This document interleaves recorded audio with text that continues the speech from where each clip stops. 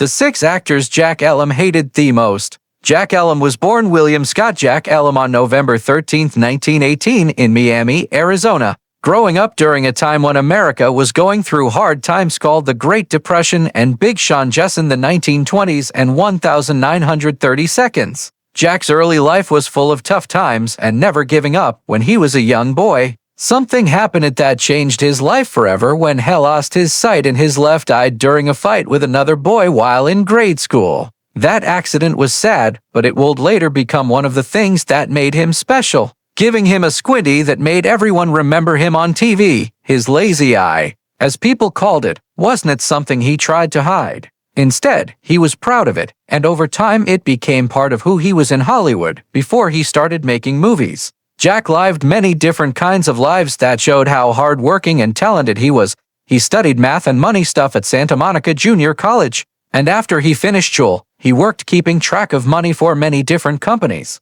Jack was really good at working with numbers long before he ever acted in a movie, working with big businesses and even movie companies, which gave him his first look at Hollywood life. It wasn't until the late 1940s and early 1950 seconds, when he was in his 30s, they decided to try acting for real. His strange looks, tough appearance, and that special eye problem made him different. And the people who picked actors quickly saw that Jack could be the perfect bad guy for the rough cowboy movies and crime shows of that time. Jack's career took off in the 1950s when he became known, but in the best way possible, as one of Hollywood's most memorable bad guys. Hefton played gunfighters, helpers to bad guys, and sneaky outlaws whose scary looks could instantly make a scene feel dangerous. Some of his first and most famous films were Rawhide in 1951 and High Noon in 1952, 2 great cowboy movies where he showed everyone he was a really good supporting actor. His wrinkled face, squinting eye, and rough voice gave him a special presence that people watching movies couldn't forget for many years.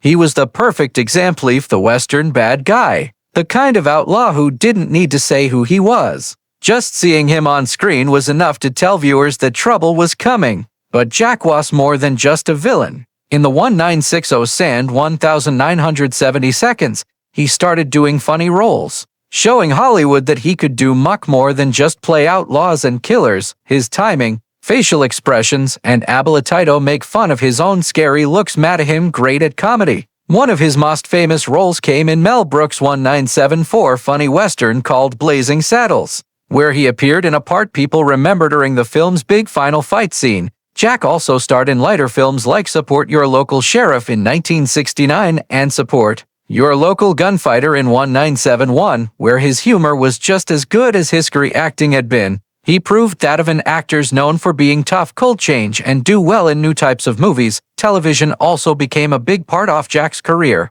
He appeared in lots and lots of Western TV shows like Gunsmoke, Bonanza, Cheyenne, and Have Gun Will Travel. Later, he was a main character in the popular series Alias Smith on Jonas and brought his special style to Dakotas and Temple Houston. In the 1980s, younger people got to know him in the comedy series Easy Street, where he acted with Lonnie Anderson and Julie Harris. His change from scary outlaw to lovable old man made him popular with people of all ages. When he wasn't acting, Jack was known as a warm, funny, and normal guy, very different from many of the bad guys he played. Friends and other actors often remembered his humor, kindness, and love of telling stories about Hollywood's great times. He was known as a real professional person who could make a movie set happy with both his acting and his personality. During his long career, Jack appeared in more than 200 films and television programs, leaving behind something amazing that few actors who played smaller parts could match. His ability to interest audiences, whether by scaring them as a gunslinger or making them laugh with his funny timing,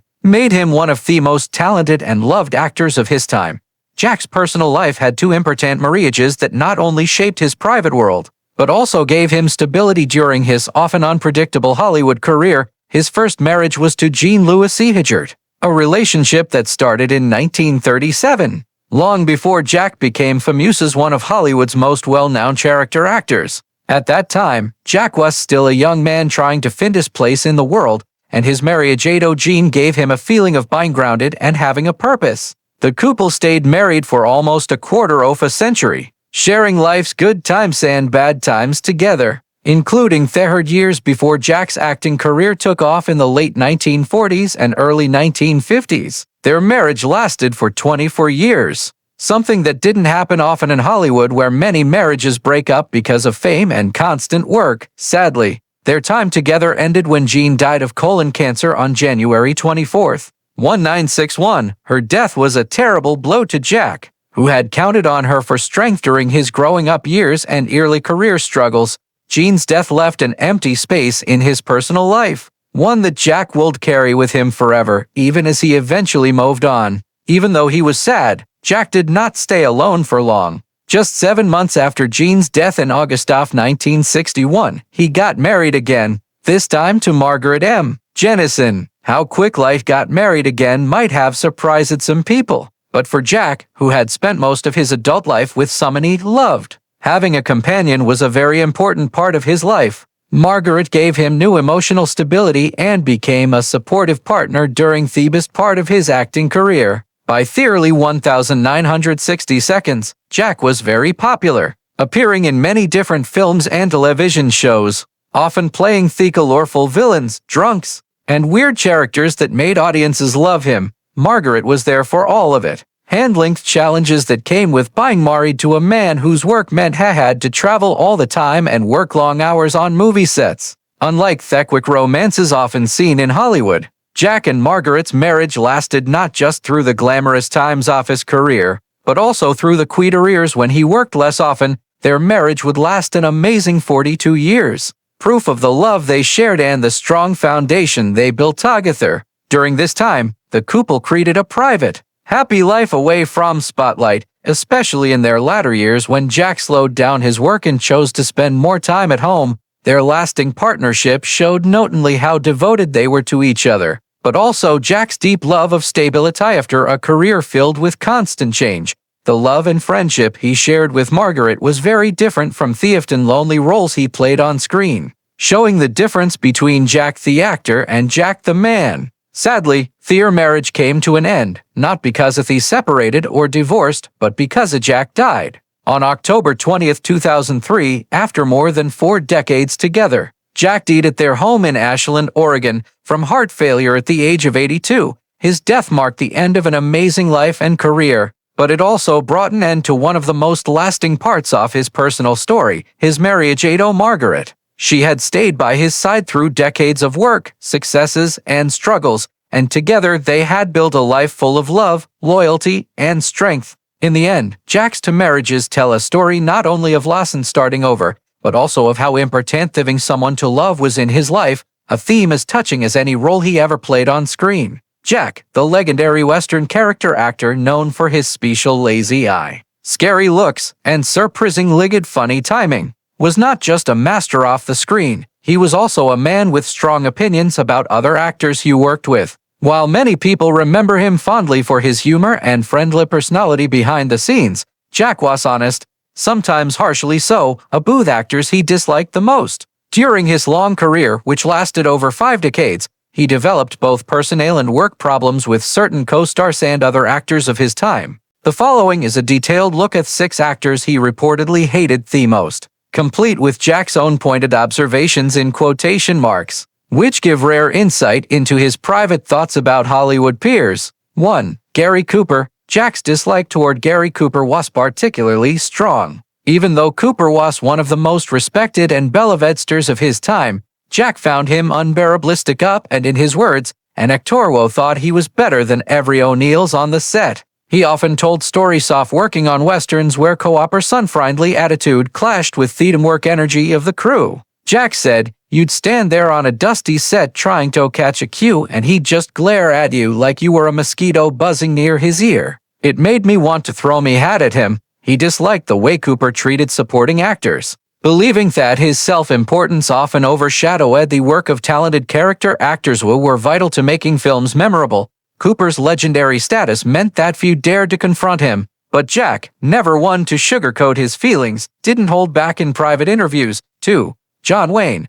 Although many Western actors looked up to John Wayne, Jack had a complicated mix of admiration and dislike. He recognized Wayne's charisma and box office appeal, but hated what he considered Wayne's ego and bossy presence on set. He had this way of looking at you like you just committed a crime by blinking too slowly, Jack remarked. Jack resented Wayne's tendency to take over scenes, believing that Wayne's performance in Sesame left little room for other actors to shine. While Wayne represented the ideal of the Hollywood cowboy to Maney, to Jack he symbolized a rigid, almost dictator-like approach to acting that stopped creativity. 3. Marlon Brando. Jack's dislike for Marlon Brando was based on Brando's unpredictable and often frustrating on-set behavior.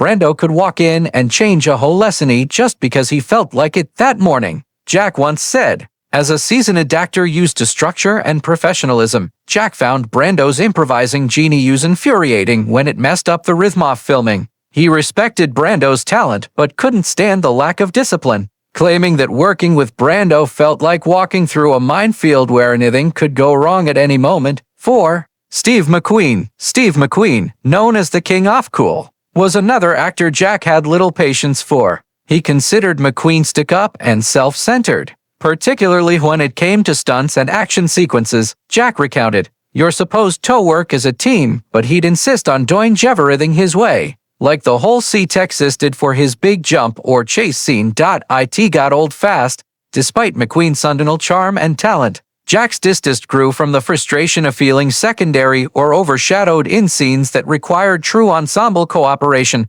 5. Kirk Douglas. Jack's distaste for Kirk Douglas was more personal than professional. While he acknowledged Douglas's commitment to his craft, Hefton criticized what he saw as Douglas' aggression and relentless ambition. That man could bulldoze a whole crew just to get a better angle for his close-up, Jack quipped. He felt that Douglas' relentless drive sometimes bordered on ruthlessness, creating tension and stress in sets where collaboration should have been the priority. 6. Elizabeth Taylor. Rounding out the list was Elizabeth Taylor, whose legendary beauty and charisma often had a reputation for being difficult to work with. Jack was blunt. She could charm a room, but try working with her when she wasn't in the mood, you'd swear the cameras were your enemy. He found her changeable temperament and diva-like tendencies exhausting. And while he respected her screen presence, he considered the challenges of filming alongside her as a test of patience and endurance. Jack's list of disliked actors reveals a fascinating side of Hollywood's behind-the-scenes dynamics, highlighting that even the most talented performers could inspire strong emotions in their peers. His comments, often honest and colorful, underscore the tension between fame, ego, and collaboration in the film industry. While Jack's own career thrived on his ability to support and enhance films without seeking the spotlight, his critiques of these stars illustrate that even a legendary character actor had his limits when it came to professionalism, personality clashes, and on-set behavior.